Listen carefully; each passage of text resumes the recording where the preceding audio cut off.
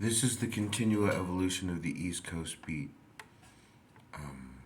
It was foggy today.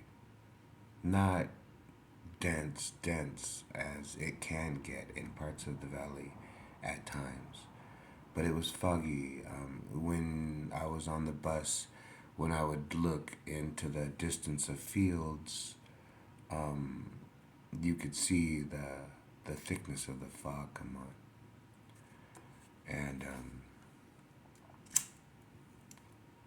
for some reason, I thought of World War II soldiers, Band of Brothers style, paratroopers, trying to send men out in the fog to do scout, recon on the enemy positions because it'd be harder to. You could see that it was a human soldier running around, but with the fog, they'd have a little bit better ability to just duck in and out if they got spotted, shades of gray, movement through the brush, you know.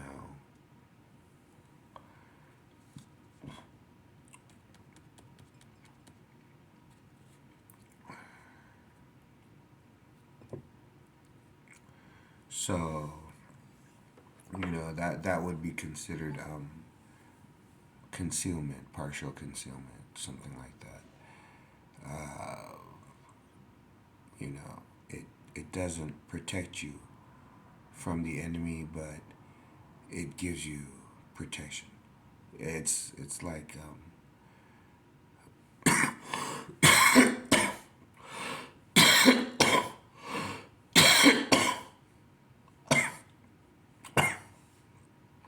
something about the surrealness of it might make the enemy not engage, not pull the trigger.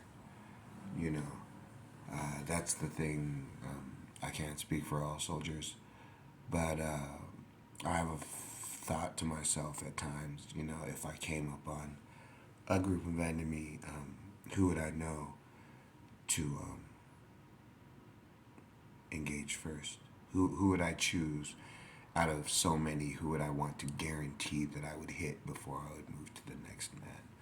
And sometimes I think the one that with the highest rank, the one with the biggest gun, the one that could do the most damage, the one with the radio, the one with the for all these reasons. And sometimes I think, or as I thought at times in training, wherein we would go through an exercise, particularly one in which there was supposed to be a sniper in the woods, and you go about that. All I can basically tell you about that is imagine someone told you there's a man with a rifle hiding over there, and you knew he had a rifle, and you knew he was already shooting at people or whatever. Just think of that for a split second before you decide how to engage that. There's a man with the rifle hidden who knows you're coming down this lane, and you have to go down that lane. Just think about it for a second, you know. Or think about it while you're 12 years old playing a video game before you show up at the Army recruiter's office asking to go all the way. Just think about that for a second. So, as I said, as a soldier, you would think, well, if I had to, out of 5 men, who would I engage? The one most like me, the one that most irritates me, the one that most reminded me of my dad, the one that seems like the, fucking fuck off soldier anyway. Or, like I said, do you try to find, the one with the satchel? Oh, that's the intelligence operator. You know what I'm saying? Do you try to find that? Or, like I said, do you just look at a group of guys and figure these two are standing close enough? I'll do these two and then move right or left depending on how these motherfuckers roll. Do you do that? Do you have enough time to actually look? Oh, that guy's got binoculars. Do you have that time? Well, in World War II, if you were moving through the cover of fog, maybe a 19-year-old German soldier that was really tired of the war would just kind of let you go. I would. I'll be honest. I've told people many times, I never pulled the trigger on an enemy.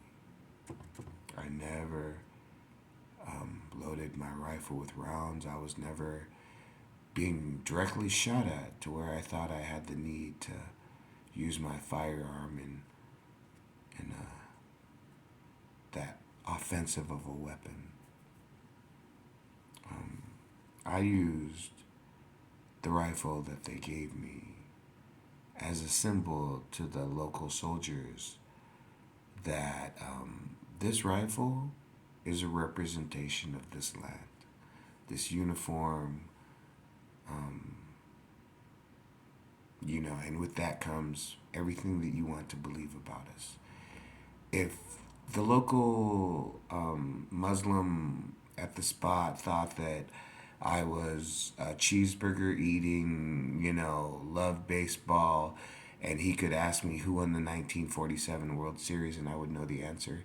If that's what he really thought about me, I was going to let him down and fail him miserably. But in what little time I had to deal with the locals on the spot, I will admit I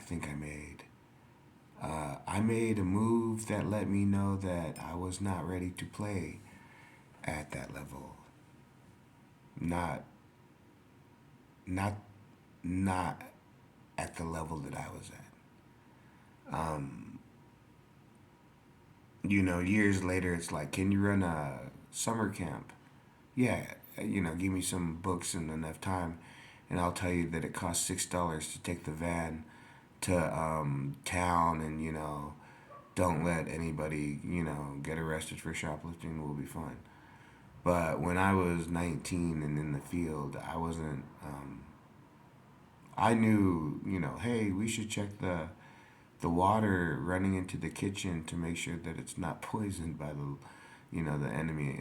That's how I was thinking. I knew certain things, but at a certain point, I realized, you know what, this is above me, and I don't have enough time in at this level to do any better than make it through. So I made a decision. I made a statement. I realized that I was afraid that I could easily cause a war.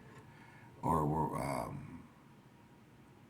in my mind, I was thinking I can cause a war. If I fuck up right now, I can cause a war. The reality is that they would have just told our parents we got killed in a car accident or some shit. But that was the thought on my head. Hey, Habel, if you fuck up right now, you can start a war, and people will die because you couldn't hang. When the time came, you did worse than freeze. You fucking fucked up, went overboard. You know what I'm saying? So, hey, and like I said, that has stayed with me this whole time and might be the reason why I have gray hair in my beard and why I look at the use of violence in a certain way. I've practiced I've practiced this mentality.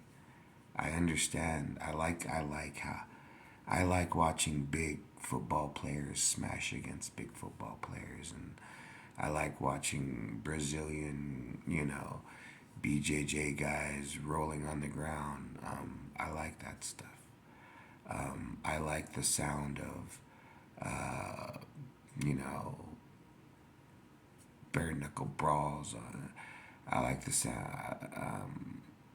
I've been physical like that in my life. I understand that it's in warrior mentality, you must perfect. How are you going to know unless you actually hit another human being? How are you going to know? Unless you get hit hard and can take it, how are you going to know? Hey, yes, I saw Fight Club. Yes, it really excited me. Yes, I wanted Brad Pitt's body, or even Edward Norton's body from American Me would have been just fine. You know. Um, yeah, I saw that, and yeah, I went into credit card debt, and yeah, I drank Starbucks, and yeah, for a little bit, when I was working and going to school, I was working on a pretty decent wardrobe. You know what I'm saying?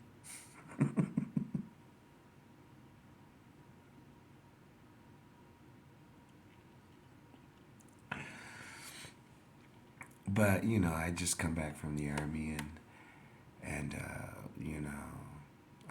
bad knee. So what was I to do? Um,